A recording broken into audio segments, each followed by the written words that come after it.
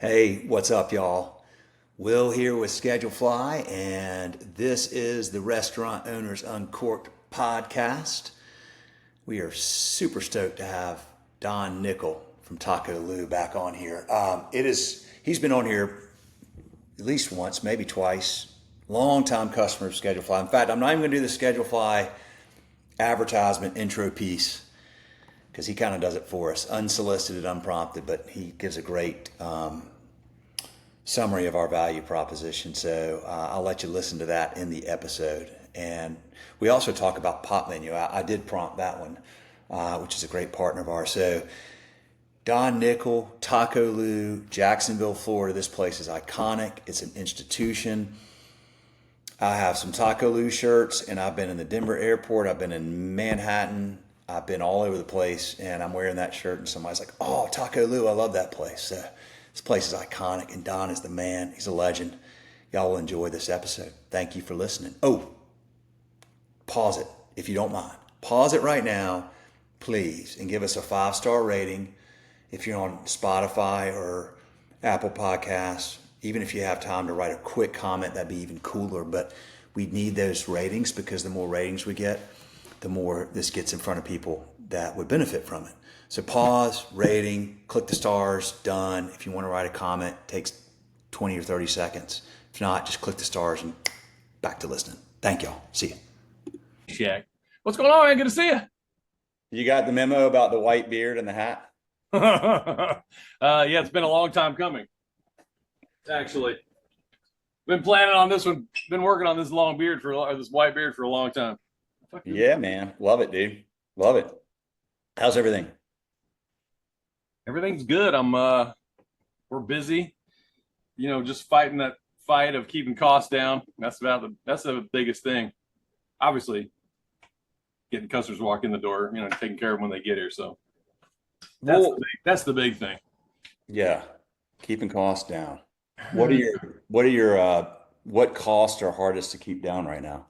Labor and food. Yeah. I mean, all costs are up incredibly since 21. I mean, from dry goods and proteins up and down.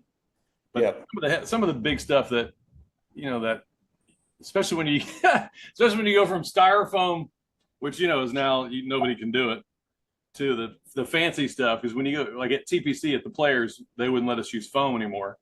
And during COVID, you had to have something with the lid. So we're selling one taco for whatever the hell we charge them over there, and then you're giving them $1 worth of to go, which gets thrown away 10 feet away from the tin. It was, we could talk about COVID for a million years, but labor is the big thing.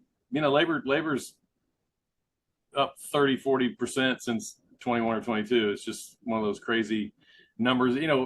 After 21 or 22, people are walking in, A, with no experience, B, we don't know who the hell they are. They want $17 or $18 an hour. I'm like, I've got guys who've been here for 6 or 8 years who are getting $17, $18 an hour. They were the top of the crop, cream of the crop. And then, that's just the way it goes. And that's where the a rising tide raises all boats. Like when you start paying newbies that much, then everybody starts getting paid, which is fine. I love paying people. Love them making what they want to make or what they get to make. But then you got to go from $2.99 bang and shrimp taco to $3.99, and now I think it's $4.50. That taco was $2.99 for 15 years, and now we can't do it. And I've had to raise prices twice in the last probably 2 years. Just something I lose sleep over, charging people for this stuff. But you gotta. Yeah. Well, and everybody says, "Oh, it's still cheap, man. It's still affordable." I mean, I went to Pose yesterday. One of my favorite places, my former Sticky Fingers partners are part of that and moving on. And I go there all the time.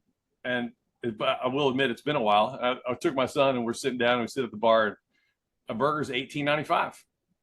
I was like, holy shit, where did that happen? And it was delicious. And, they put so much food.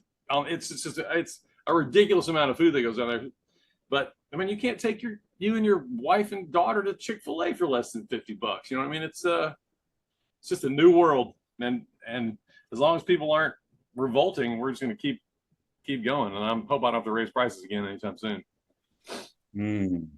Yeah, you had really good. You were out of town or something. I was down there back in January, but you had like items on there that were, I guess maybe because everything else has gone up so much. I'm like, golly, this is not expensive. Like this is awesome. I'm trying to. I went to a Mexican place in town that will remain unnamed. Bah, I don't really care. But it kind of woke me up because it's this little itty bitty place, and it wasn't terrible. But the street corn they had was $10. It was in a bowl. It was corn out of a can, and it had a ton of water in the bottom of it, and like a little cheese on top. And mine, if I may be so bold, is incredible. And it's corn that we roast and shuck, and then hit on the grill or to blacken, and then we cut it off the damn cob, and then we serve it with crema and all that, just a ton of stuff. And at the time it was cheap, it was like $4.99 or $5. And my bowl was bigger, and I'm like, this is nuts. And so it's worth a lot more. And I think now it's $7.99. I should know it, I don't remember, but I was almost, my managers are like, oh, it's got to be this, it's got to be that. If you got to go up, we got to go up. And I'm like, oh, okay, whatever. And nobody said a word, and it's fantastic. And I thought, man, if they're getting away with $10 for shitty corn, then I should be able to charge at least 7 or 8 for really good stuff. I made up this new queso. Like if you came down today, I'd be like, hey man, I got something for you. Like, nobody else makes it. It's street corn with a shitload of queso, cotija. It's basically dressed like street corn, but it's got 8 ounces of queso in it. And everybody's like, oh, you got to put this on the menu. You got to put this on the menu. I'm like, I don't know if my corn if I can handle more cases of corn. It's so labor intensive to give that, because you put it on sheet trays, and it's just one of those things we do all day long, corn and making salsas and stuff. But it's tough to keep up with the corn, but I guess we've gotten pretty good at it on the volume side. Have you seen, are consumers still, they're absorbing this and still spending, or? Yeah, still spending. I mean, we're still gang busting crazy. And again, people, I hoot and holler about having to raise prices, and they're like, this place is as affordable as any place you can go. I've had to raise, the whole idea when we opened, 2 tacos and a couple beers was $10. $6 for 2 tacos, and happy hour is 5 hours long. Beers were $2. We have our 12-ounce glasses, and now it's hard to do that, but you can still do a couple tacos, and plus you get chips and salsa. I mean, yeah. I don't charge anybody for chips and salsa. I never will. I did. Again, these kids who work the floor and servers who are generally greedier than the rest of us want to charge for a lot of things. And I'm like, I'm not charging for a side of ranch or any that kind of stuff. But we did do a salsa trio. You probably saw it on the menu. We've never had it before, but because what these servers are saying is that we're bringing out food, and they want the Debs Verde, and they want the habanero salsa, and they want that we make it kind of a special barbecue sauce for a certain taco.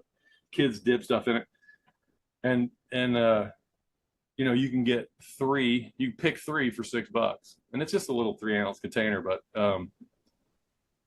first week I tracked it, I was like, oh shit, we sold like 300 of those things. And I shudder to think how much I spend on salsa and chips in a year. I looked it up probably in 2010. Eric and I were checking it out, and I said, look, I don't ever want to see that number again. If we can keep from throwing it away and wasting it, that's the best we can do. But I'm not going to start charging people for something that's, traditionally what happens when you walk in a Mexican place, they bring out chips and salsa and you go. And nobody ever says, no, you can't have more. So whatever, it's just part of the deal. Part of the cost. Yeah.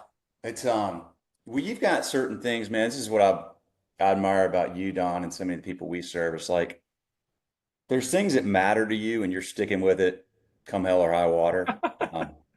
Like you just said, I'll never charge people for chips and salsa. Like, yeah. It's really interesting, man, because you came from Sticky Fingers, so you came from a larger organization, more of a corporate kind of place, but you've got a very independent mindset. Like, because the corporate guys would be like, no, look at this spreadsheet, like, right. Like they're the guys who say, we're going to take the onion loaf off the menu and add this, and where you think it's going to, they know what it's going to bring to the bottom line. And I'm just like, well, I hate the onion loaf. Let's get rid of it. Let's put something else on there. But you're right. And for a quick second, the coolest thing about Sticky Fingers, and up until 2005 when it was sold, it was kind of like 15 or 18 guys like me running restaurants with the 3 guys the founders, who were just, just standing behind us, seeing what they could do. The funniest thing I always think of today, and one of the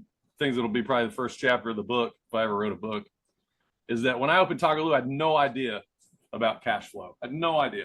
At Sticky Fingers, like, they'd bring us an invoice and we'd be like, hey man, just send it to Charleston. I never wrote a check for a bill. You know what I mean? It always went, because, by the time I opened the 6th Sticky in Atlantic Beach, in Florida, it was the 6th one. And then, by then these guys had organized around, they had somebody, a controller and somebody paying bills. And at some point there was a marketing director. But I just remember laughing because I was like indignant when somebody wanted a check. I'm like, man, I don't pay. You got to send it to the court. We call it corporate, but we never called it corporate. And then I remember the first 2 weeks we were open, before we opened, we're training, and I've been painting and tearing up carpet and all this stuff. And I had this X amount of dollars I wanted to spend before we opened this place. And I was almost at the end of that. And I thought, well, I'm not going to write another check to TacoLu. And we opened on a Thursday. We probably did nothing Thursday, Friday. What payroll was Thursday, the day we opened. And I'd been training for 2 weeks already. So I had to pay payroll before we opened, the first payroll. And I had $6,000 in my account, and payroll was $8,800. And I thought, and I started to panic because what do I know? I had no idea what was going on. And so we opened Thursday, and we, next thing I know, come Monday morning, we had $16,000 in the bank. And I paid payroll. I'm like, oh, I get it. As long as there's money still going in there, it was just one of those. But now that I'm sitting down, I'm having to pay Cisco and Coke and everybody.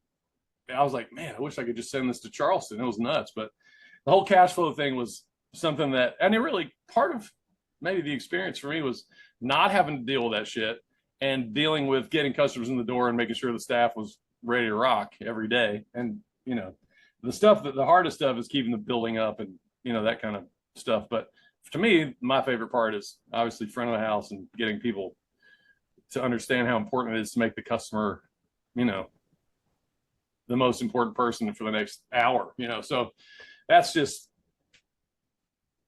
it was part of the learning curve of having opening and being an independent, quote unquote, and not corporate anymore. Because boy, when they sold it, we had specialists all over us and guys who know the math, you know what I mean? And this is pretty cool, but I probably should have learned a lot more from those guys before I got into this. But after 17 years, now we're having our 17th anniversary on Saturday, the 5th of July. Congrats, Crazy, right? And like, to think that Lucy was 3 when we opened, and now she's 20 and working here and in college and all that kind of stuff. Like, it's just flown by.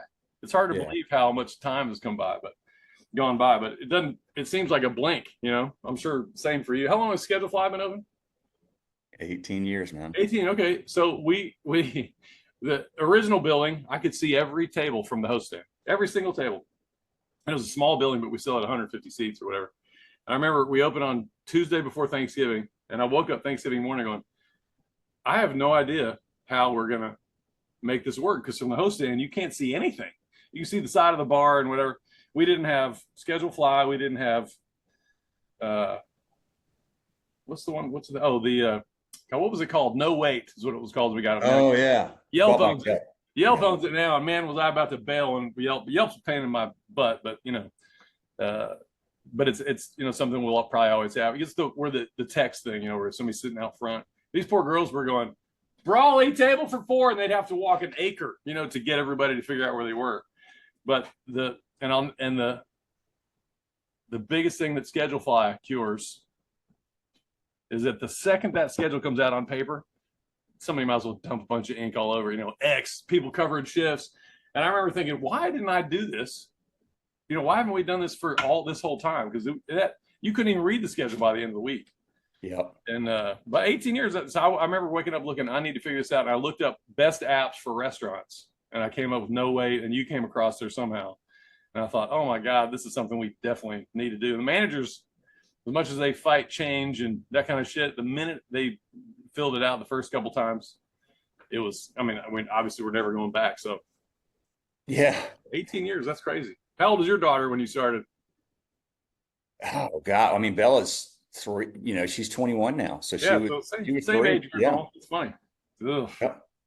We started on May 1st, 2007, and then we just went through that transition where I bought out Wes and Tyler on April 30th. So literally that was an 18-year run as a group of partners. And What are they doing? Are they out? Or are they consulting with you or what? they're certainly helping as needed, but they're out. I mean, they just that's a long run, and it was great. I feel like, look, here we are. Okay, 2000. When we started, if you told me that 18 years later there would still be hundreds of thousands of restaurants doing exactly what you were talking about and writing a Right. Excel, and posting it on the board, and then like you may as well dump ink all over it. You nailed it. Like I would have never believed that. I would have said 10 years most, every restaurant's going to have a scheduling software. And here we are 18 years later, and there's hundreds of thousands of them that are on pencil and paper, Excel, Yeah. or they're just opening. People are opening doors all the time. And so, And to compound that stupidity, I think, or ignorance, is that everybody does everything by their phone now. I mean, if my servers or kids want to pick up a shift, I mean, they get that notification, and bam, right now, this time of year, we're fighting for shifts because all the kids are back from college, and we're not overstaffed, but the shifts aren't up for very long. And yeah. otherwise, how did you do it back then? I don't even remember, but the ease of which, and for management having that kind of stuff handled beyond the, approving it or not, which is a must, not having to deal with the paper, and it just kind of happens in the background, and we come in the morning and we look and see what shifts need to be approved or not, and rarely do we not approve something. I mean, if some kid picks up a new kid picks up a shift that maybe we think he can't handle, then they'll shift things around and he'll pick up, so whatever. But it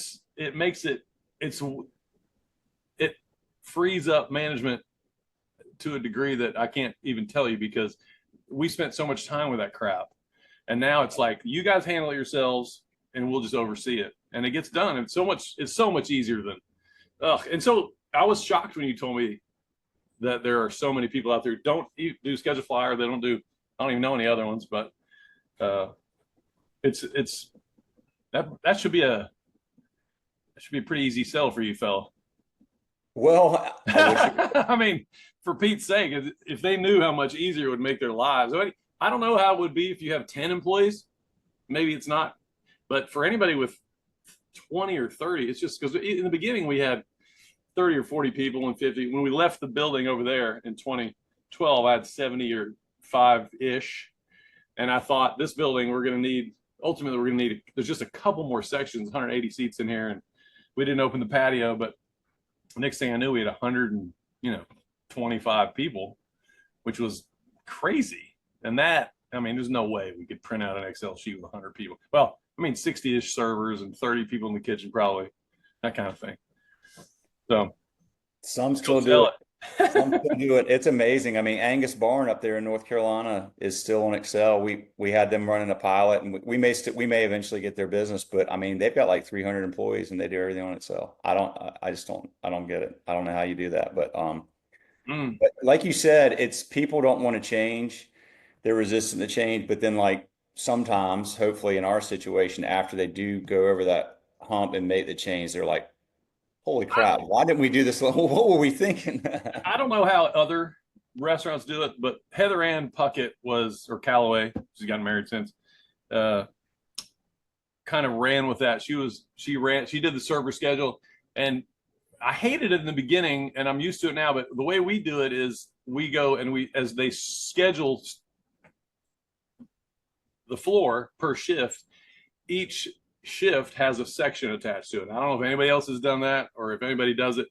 And I thought, it takes a little bit of the autonomy of the floor manager away, because, when I get there in the morning, or used to get there in the morning, and I'd have 10 servers, I'd be like, all right, this guy's in the bar, this guy's in the patio, this kid's weak, needs some help in the 30s, which is, by the kitchen or whatever. And then but what has happened is that the schedule comes out, they know they're on the patio on Friday. So they're looking at the weather, or they know they're in the bar on Friday night. They know they're going to be here late. And if they, and again, switching with someone else is as simple as, hey, I can't be in the bar all night tonight. Can you switch with me so I get out? Sure, that kind of stuff. And I bitched about Heather Ann, you know, because it looked to me like she was going a mile and a half beyond, because that's a ton of shifts to schedule. Because Tuesday morning is different from Saturday morning, and Sunday morning is different from Saturday morning, and so she might have a slot for different servers at different times with a different second. It's just, I thought it was crazy and but then whatever.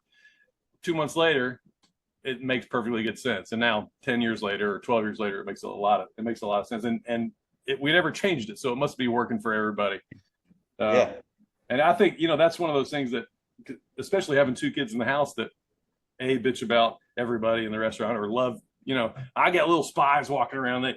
We hear inside track from my kids, but those two, my Henry and Lucy, trying to pick up shifts is the funniest thing ever. Like, oh, I don't want that. They're on the patio. I'm like, well, fucking patio. If the weather's good, you make a ton of money. If it's bad, you got the night off, which is a drag. That's probably the biggest thing we're facing right now is I got to figure out a way to keep that patio seated almost year round. I mean, year round. If the weather was, if it didn't rain, we could seat it year round. There's a couple of days where it's cold. Maybe people don't want it, but heaters. It's just the rain that obviously you're full inside. You're on a wait. Some silly Florida storm comes through and I have to put 30 people somewhere. It's a drag. So we got to figure that out. And, I probably should have done it years ago, but. The patio, that's the out back, right? Yeah, outside. It's uncovered. I mean, you used to have a lot more shade, but the hurricanes have taken a bunch of trees and it's incredible seating with the exception of July. It's August, June, late June, July through August, September. It really gets nice in the fall and the spring. And even in the winter, if the sun's out and it's not blowing, it's still great. But it is probably the big question mark for us, daily at this point, daily, because it's perfect out right now. And at 3 o'clock, you'll get these big thunderheads. And if they come over the intercoastal, everybody's got to go inside. So part of the deal is just watching the weather. For sure. There's really not a whole lot you can do about that, right? Other than just cover it, which makes the experience different. But yeah, I mean, I want to cover it, but not, a higher, maybe in some kind of different thing where you could, because I don't want to cover the mural up, and then I don't really care about the woods, but just enough room to keep like 30 seats out there in almost any weather would be just incredible. When I first started thinking about this, it was probably 50 grand. Now it's 120 if it's a minute, because everything's gone up. And oddly, since COVID, I talked about replacing one of my walk-in coolers, and a guy said to me, one of the guys who works for the company, quoting it, he goes, "Look, the problem now is that the city wants to make sure you have architectural drawings, environmental, blah, blah, blah." I'm like, oh, what do you mean? Like I'm putting a new box on the same pad, with a more efficient blah, blah, blah. And I find it hard to believe that the city's going to make things more difficult for everybody. But 2020 through 24 was a little weird. So maybe we'll get some better deregulating stuff. But it was that kind of stuff just makes me go, I'm not even going to do it. We'll just let it ride the way it is. And dealing with the city is a drag. I talked to one guy once about the patio, because we were trying to do an extension of premise, because before COVID, you couldn't have anybody drinking out in the yard or the parking lot, and I don't think that's changed. Obviously, we can't sell bottles of booze anymore or booze to go, but those are emergency responses. But I was like talking about the extension of premise, and he goes on about how we wouldn't be able to have that patio today because it's based on your square footage and it can only be a percent. I'm like, let's don't talk about what could have been or what isn't. So I feel like if I go in and I say, hey, I want to put a cover on this, they'll be like, well, you got to make your patio smaller. But I don't know if they can do that. I just don't want to deal with it, so we'll let the rain come and figure that out later. Dude, I think I'm lazy. I think I'm getting lazier the older I get. You just don't want to deal with the BS, man. I mean, you gotta I admire what you've done so much, because you've got this iconic brand, dude. I can't tell you. I wish I should have worn my TacoLu shirt. I've got a couple actually. Dude, I have had people stop me. I had somebody stop me in the Denver airport. Oh, really? Oh, dude. I get people. I'm not kidding, man. That's funny. I have a lot of customer shirts, right? Right. The TacoLu shirt is the shirt that I wear that I'm most likely somewhere somebody's gonna be like, love that place. I That's fine. I love it. Hey, here in Jacksonville, we see a bunch of it, but I'm going to send you a Sunrise Surf Shop shirt because I feel the same way. I mean, I see a lot of ours. I wore Tacos on 12, this specifically Masters colored green Tacos on 12 shirt to Augusta this year. I got a couple tickets, and every time anybody offers me a ticket, because it's also Masters Week is also during my birthday, and I have a standing cancellation clause during the week because if a lot of people here work for the tour, and if they happen to know somebody who's got an extra ticket or whatever, I'm like, yes, and it's a 4-hour drive. I didn't, we had a Sticky Fingers in Augusta, and it became part of my territory after I was not an operator. And I remember leaving and thinking, oh, if I leave at this time, I'll get there right when the restaurant. I walk in the kitchen, it's 9:15. I said, does the time change in Augusta? Like, is it Central Time here? It was weird. And I made it in 4 hours. I was like, wow, now I'm never going to leave before Starbucks opens again. But I wore Tacos on 12 to Augusta, and it was hilarious how many people would be like, and it doesn't say TacoLu. It says it on the sleeve. On the back, it has Tacos on 12 or 12 on 12. Did I send you a 12 on 12 shirt or 12 shirt, 12th anniversary shirt? I don't think so. No, I don't. You did. I've got two. Here's what I've got though. This is my favorite. I've got it sitting here in the office. This is my favorite coffee mug. Oh yeah, Tacos on 12. Yeah, it's like the little golf ball perforated mug. Yeah. I freaking love this thing. Well, this year was our 12th year at the Players. And I remember 2014 was our first year, so 2024, again, my math skills, I was thinking that was 10 years. And when I added up on my fingers, it was 11. Yeah. I missed the 10th anniversary. Well, next year's 12, so perfect. And I had big plans and executed them. The 12 on 12, instead of it says tacos, it says 12 on 12. It's a subtle difference, but obviously they're obsolete after this year. But walking around Augusta, so many people would be like, oh, 12, hey, the Players, 12 on 12 or 12, or a lot of people said TacoLu, but then I also had on my Sunrise hat, and a lot of people are like, oh, you from Jacksonville? And I'm like, yeah, I am. Oh, I love that. We used to live there. I used to shop at Sunrise, blah, blah, blah. It's funny, but I have a couple of 12 shirts I'll send you, I think, 12 on 12. Oh man, I'd love one. Talk about that event. So how did it get started, and what's it like today? I mean, how much business do you do out there? Well, it is. My old man worked for Arnold Palmer. I've had a set of clubs this big. I played high school and college golf. Played college golf at JU here in town, and so I've always been interested. I mean, I always say that Tacos on 12 has ruined my favorite week of the year because I have to work in the morning and then I have to work at night. We had the first year we had a 20 by 20 tent in 2014, and it was the guy who was running the tournaments kept saying we want to do it. I'm like, I'm not going to be in a food court out there. I just don't want to deal with that kind of stuff. And I'm not 100% sure why I don't want to be in a food court, but that's just how I envisioned it. And he said, come out and take a look. So we go look, and behind 12, which they used to call Porta Potty Alley, because they had either stored porta potties or had them set up to use, but nobody ever went on that part of the back nine. So it's this shaded, beautiful, hardwoods and pine, and like, it's just us. Let's do it. I'm in. So we did the first year. Next year we needed a 30 by 20 tent or 30 by 30 or whatever. We parked the taco truck in the back, and that's just the kitchen. And we do 4 tacos. We're out there Tuesday through Sunday. And we've had generally good weather all these 12 years. We've had a couple of days of rain, and then obviously COVID, they shut it down Thursday afternoon. We had the biggest weekend in the restaurant ever because all these people are here for the tournament. And, at that point, the beaches weren't closed yet and all that kind of shit. But last year, and this is where people start almost raging on me about my prices, because I'm selling banging shrimp for $2.99 back in 2012 or 14. And we sold them for $4 for the first year, or maybe 2. And people are like, man, you've got to raise your prices. I'm like, but remember, the cost for this is 30% of food sales, and it was 50% of alcohol sales.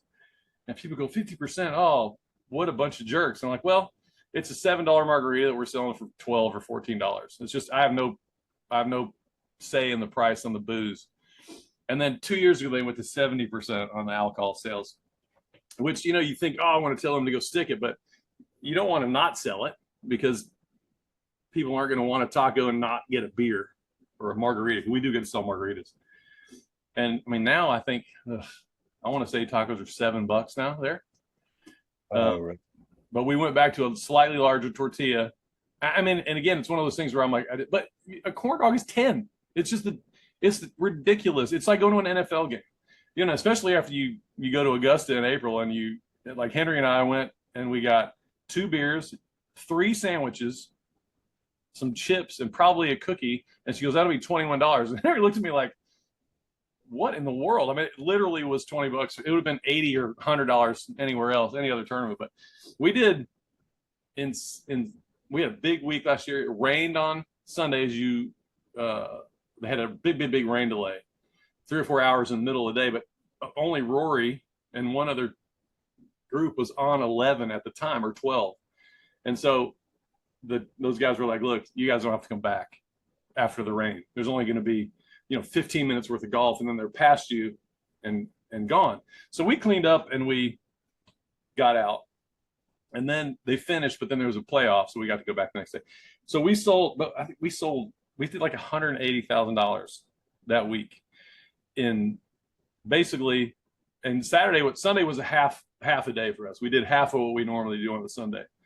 And I mean, that $7 tacos and $14 margaritas add up awfully quickly. But I mean, it's just one of these things where between 11 and 3, there's 200 people in the line all day. And the line takes 10 or 15 minutes. But the minute you order your food, you take 10 steps to the left. And I mean, it comes out like that.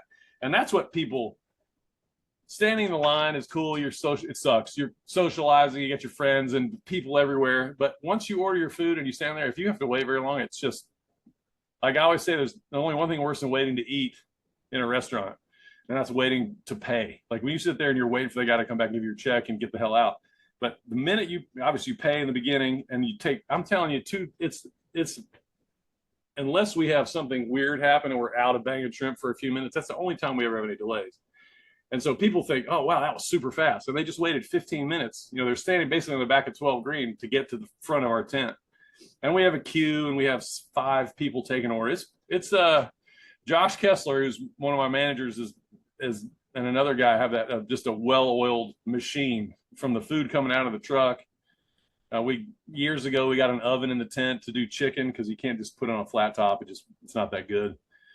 And every year, it's like, I always equate it, and I've never had one, but I think it's like having a baby. I think we're all excited about it. And then in the middle, I'm like, why in the hell would I ever do this again? This is the worst week of my life. We're at the restaurant at 6 a.m. I'm here till 10 o'clock at night. I've been at the golf tournament. Now I'm not slaving over a fryer. I'm watching some golf and I'm shaking hands and whatever. But I leave about 3 or 4 and I come here and then I kind of manage players and caddies and writers and all the people that come in, which is me drinking beers and having fun with these people. So it's a lot of fun. But I mean, last year I worked 7 doubles in a row because we were open on Mondays. We opened up on Monday 2 years ago because one of these guys called and said he wants to bring in, Justin Thomas called and said he wants to bring his Alabama golf team for dinner Monday night. And Debbie's like, oh, Pumpkin, sorry, we're closed on Monday. I'm like, hold on a minute. Every Tuesday or Wednesday, people say, oh, we flew in last night. The first thing we did was come here and the place is dark. I'm like, oh, shoot. So I thought I'd open up, and we had a pretty good night the first time we did it. And last year it was a bust. And I mean, a bust. And I mean, you can't put it out more on the socials. You're like, open Monday, come in Monday. I mean, it was terrible.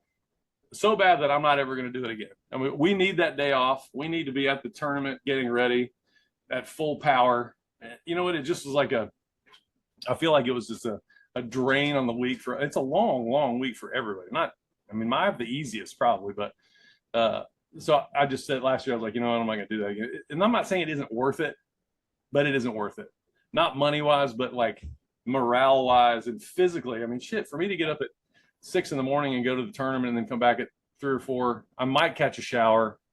It's a long week, but again, it's not a moneymaker. You take 30 points off the top of anything. I don't care if you're selling a $6 taco, $5 taco for $6 or $7. I got 15 people in the tent making a ton of money, and the tips are awesome. That's the reason they love doing it. But But I'm on the Golf Channel many days of the week. I'm on the radio. We always take food to the local sports channel. I mean, I'm 10 or 15 minutes on the radio talking about mocks, basketball, or players.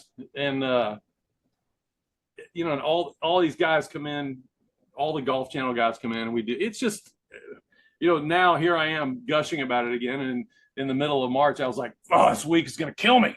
But it's, as far as marketing goes, I mean, it's a crazy, crazy day. Now, my friends in New Jersey who see me on the Golf Channel, we're not spending money. They're not coming to eat. You know what I mean? They're just pumped to see me on TV.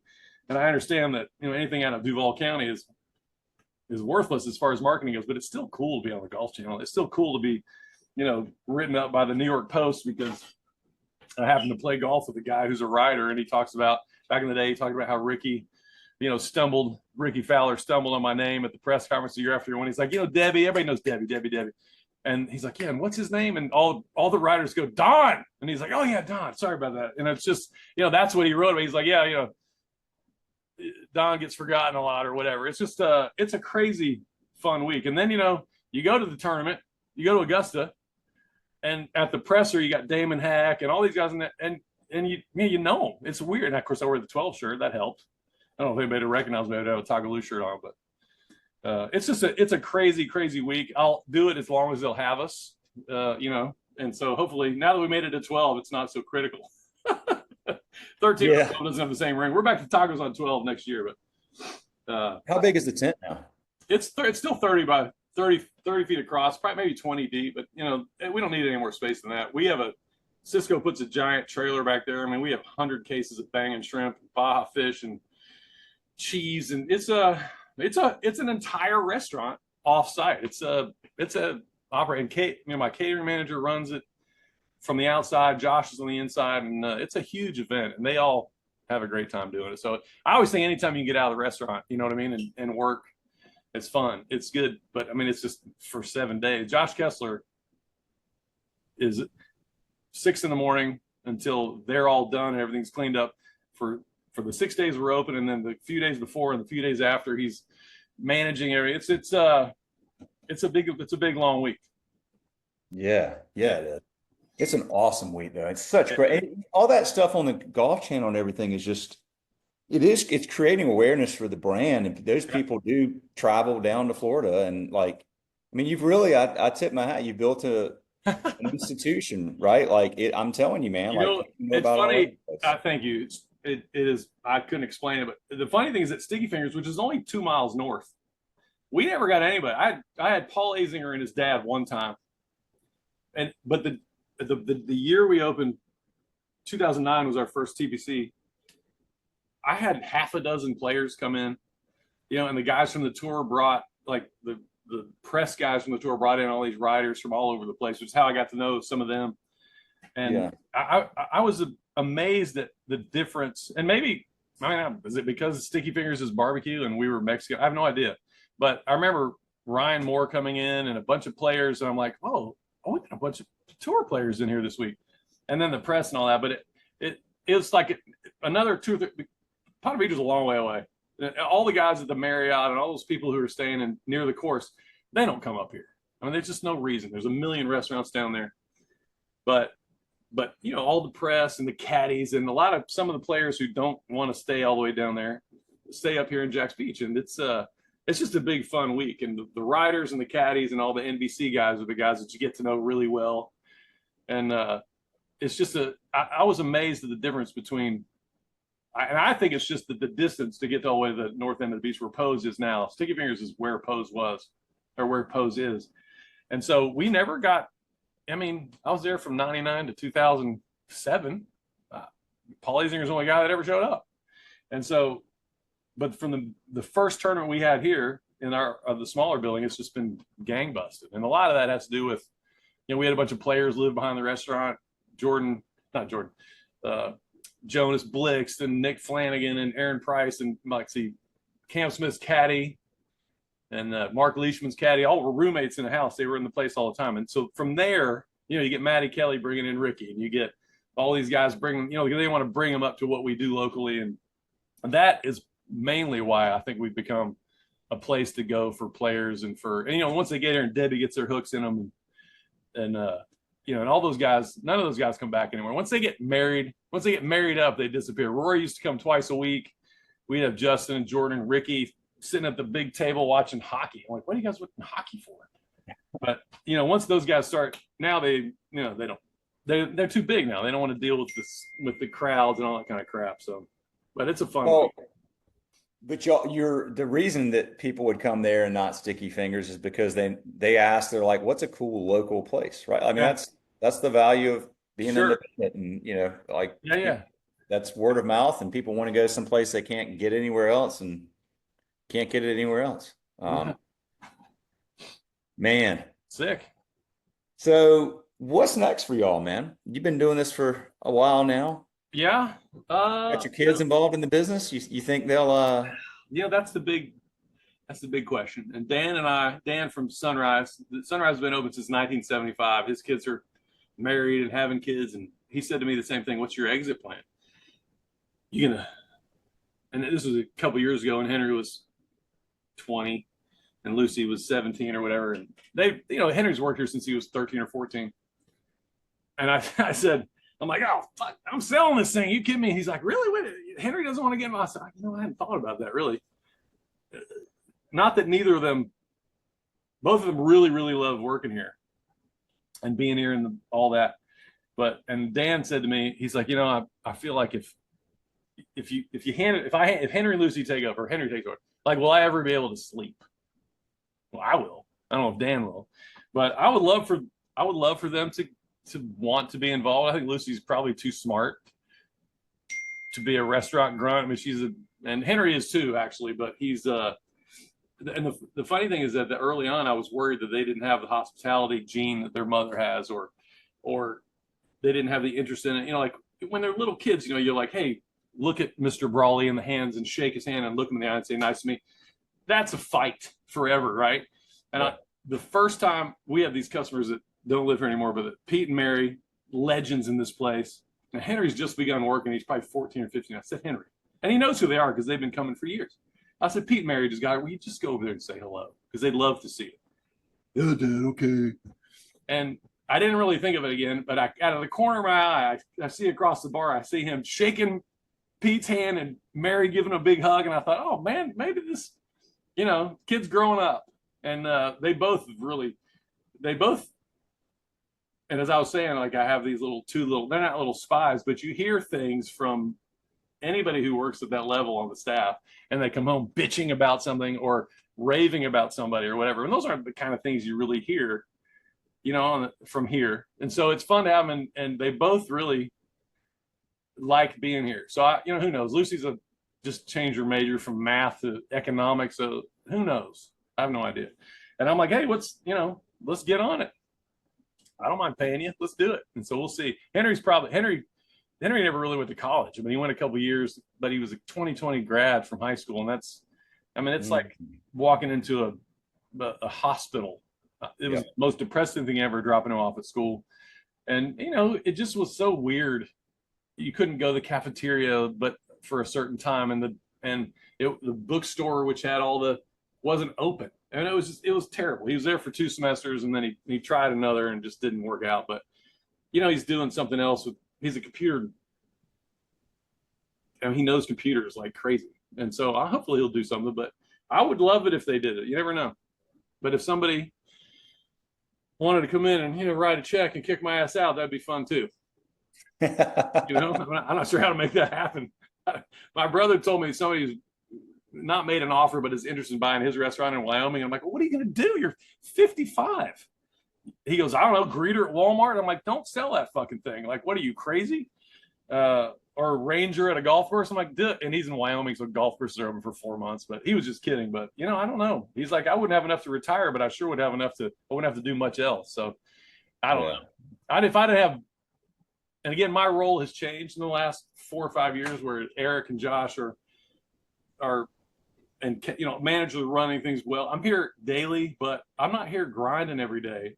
I get to come in and, chat up and maybe help the guys in the kitchen in the morning and pretend to help unload a truck or whatever. But by the time the space gets busy and slamming, I'm I'm off. You know what I mean? Like this, they don't need me, and so I come in and get admin stuff done, and mostly my job now is trying to keep these kids from buying new air conditioning units we don't need. You know what I mean? Like, listen, we don't.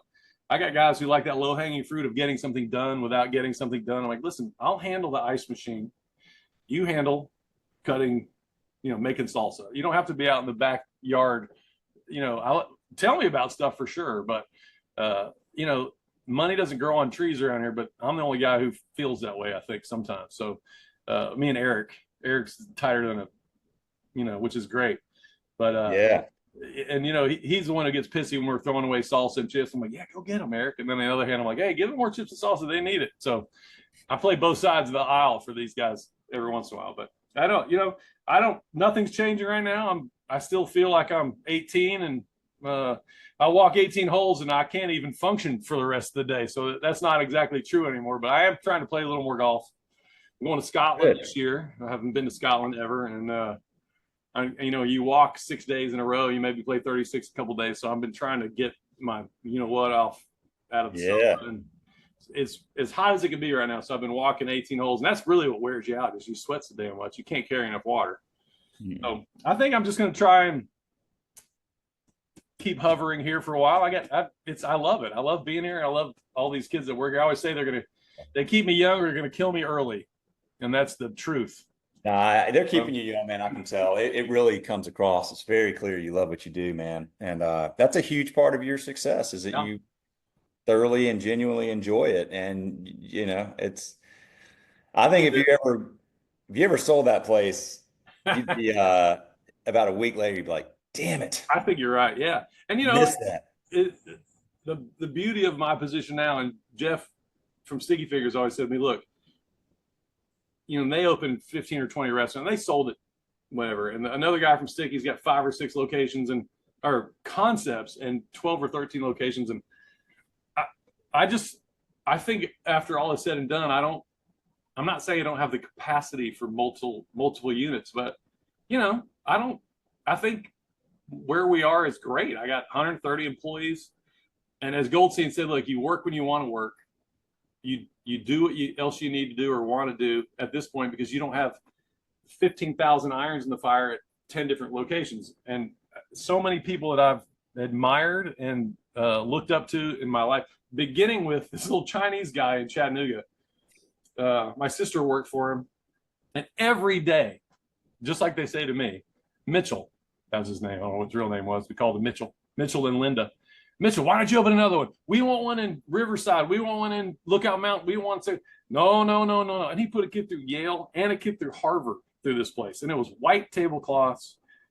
And it's the benchmark for every Chinese restaurant that I ever ate at since. And there really aren't any like it anymore. But he finally ended up selling it. And of course, I don't go anymore. It's terrible.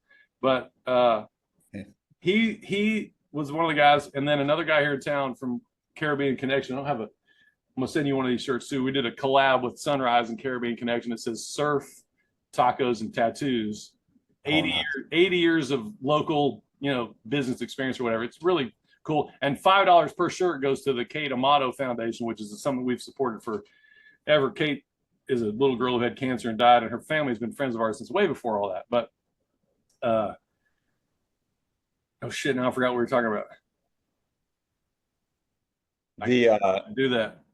The Chinese restaurant. And yeah. So Greg was like, "Hey, listen, keeping one location is awesome because the next thing you know, you're robbing Peter to pay Paul, and nobody's making any money." And and they just had their 35th anniversary. So but they did open one, and it wasn't a success. It's been closed for probably 15 or 20 years, but he and his brothers were doing it, and to me, it just makes sense to just stick with what I got, try and keep it at a level that we want it to be. And then be able to go play golf, be able to go to Scotland. I mean, for a dozen years, I couldn't leave. I mean, when we opened TacoLu, it was 2 or 3 years before. And my first trip out of town was Mexico with Herradura. And I thought, well, this is an opportunity we can't miss. And I think at that time, Heather Ann had finally quit Sticky Fingers and came over. So now I've got a manager that I know can handle anything that's thrown at her. And when we moved here into this building for 2 years, I didn't do a thing. Like I got invited to go to Ireland in the in 2013.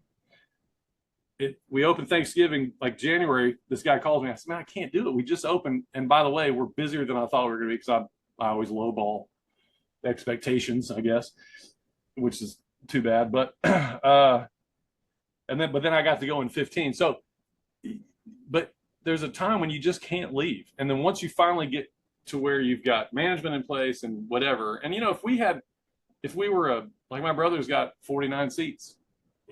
He's one manager. You know what I mean? Like, it's hard for him to leave town. When I was out there in last summer to go out to dinner, he closed the restaurant. I go, what are you doing? He goes, I already made the schedule. Don't worry about it. Because his wife and his son and he were 3 out of 8 employees or something like that. And so he's just working his ass off. But, that's why I think if I had 3 or 4 locations, I wouldn't sleep, and I would be, so whatever. And it may not even net you anything beyond. I mean, I know that if you're going to grow, 2 or 3 doesn't do it. You need 6, 8, 10, 12 before it becomes something that somebody wants to look at you and go, hey man, we're going to write you a big check and stick around for a couple of years and then go. I mean, we got a couple concepts in town, Maple Street Biscuits and Metro Diner, which was on Diners, Drive-Ins, and Dives. And those guys, I think the Outback guys bought into them, and they have hundreds now. And what's that country ass thing on the highway? What's the thing with the restaurants are out? Oh shit! What's the little country restaurant on the highways that Cracker Barrel? Cracker Barrel. Yeah. Cracker Barrel bought Maple Street, and I mean, there's probably a couple hundred of those, so not each, but together. So, and that's the kind of, but I just feel like I'm fine where we are, and we'll see how it goes from here. If I got another 8 or 10 years, I mean, we'll see. I'm gonna let you go here in a minute, but I do want to give a little plug for our mutual friends at Pop Menu. Is that you guys are still using Pop Menu? Absolutely, and I underutilize that. And one of the things that I think either I talked to you about it or somebody the other day, it's one of the things that I need to spend more time doing, because we've had it for, I don't know, 6 or 8 years now, maybe. Yeah, you've had it for a little while. Yeah, it's a lot. You can compare a lot to Schedulefly. It makes life easy. You can do anything from your phone, and really, for me, just doing it is. I do it like Cinco. I'll be like, hey, Cinco, you put banners up, and you can do all this, and we do.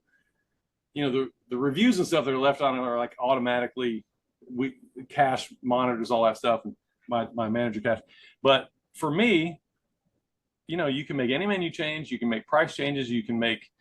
We've added pictures. We've been, it's just, and I've never had anything that wasn't, you don't have to go sit at a computer and upload a picture and then, nightmare. So Pop Menu is incredible. And the people that you deal with at Pop Menu are awesome. Like, we've had a couple, but the shitty thing, and I won't make this long, but I know I talk a lot, but they bring somebody in and they sell you and it's awesome. Right. And then they come and onboard you and it's some dopey computer guy or girl. And you're like, oh, where's the superstar that was sending here, whatever. But Pop Menu sent in a superstar, sold it. I think Cisco brought him in as one of their partners. And I knew I desperately needed it. And then the next person that comes in was awesome. And the next person that comes in was awesome. And it's one of those things where you make a phone call and whatever you need, they take care of it. But I love it. I love having, and there's so much that I'm not going to use some things just because we don't do any online ordering. The kitchen would die. Yeah. So a lot of that stuff that a lot of people could really benefit, I'm just not going to even try. But what we do use with Pop Menu is great. I love it. And again, it's underutilized, but I'm going to try and make myself do it a lot more. All right, Pop Menu. John Piccirillo, he's my buddy there, man. You need to get somebody down there with Don to help him make sure he's leveraging this. Listen, this girl, Amy, lives in New York City. Her parents live here, ironically, but she'll call me like, hey, man, why am I still seeing a banner for Cinco de Mayo? And it's like May 8th. I'm like, oh, that's awesome. I forgot to cut it. Well, you can actually make it so that it doesn't run beyond that. I mean, it's pretty well automated, but why haven't you done anything lately? Why aren't you doing this? Why aren't you doing that? I'm like, I don't know. So they are great. I mean, it's a cool company to be involved with as well. Is this something that you guys are doing? One of those companies you're partnering with as well?